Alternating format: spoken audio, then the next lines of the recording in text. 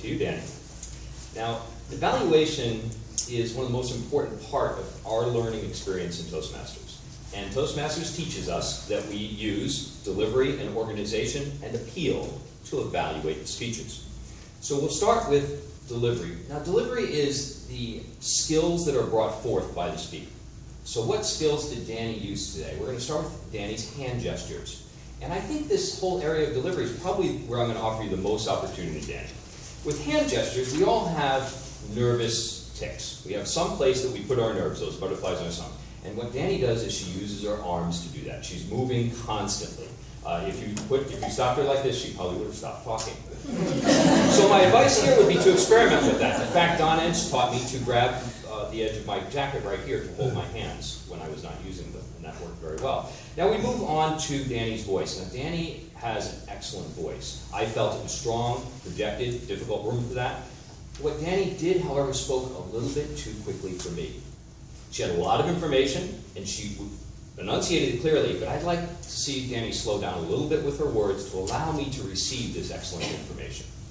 And then finally, eye contact. I had the opportunity to see Tom Phelps, I believe. Everybody has ever seen Tom Phelps speak. He grabs somebody in the audience, and he speaks directly to them for so long they become nervous. Tom is excellent at that. And seeing that, you can see that as a great opportunity to grab the eye contact. Danny was looking down occasionally throughout. She had good eye contact when she looked up, but the down distracted me a little bit. Now, organization is how well together the speech is constructed.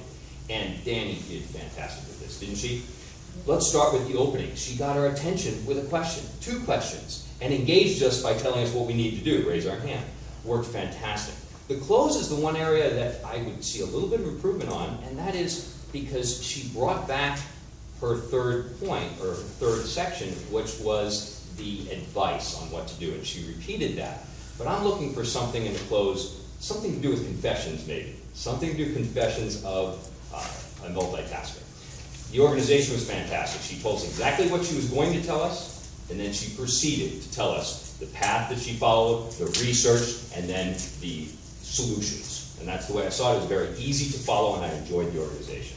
The appeal, humor. She didn't have humor structured into her speech, but did you notice how well she used it when she had the opportunity? And that got everybody laughing. And that's a great way. That was an incredible skill to use to recover from that. I learned from you today, Danny.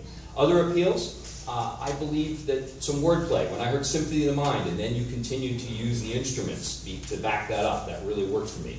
And what I enjoyed also was how well you connected with me as a fellow multitasker. Your strongest asset is entwining personal stories with your points. Continue with that, embrace it for future speeches, and it will serve you well. Madam Toastmaster.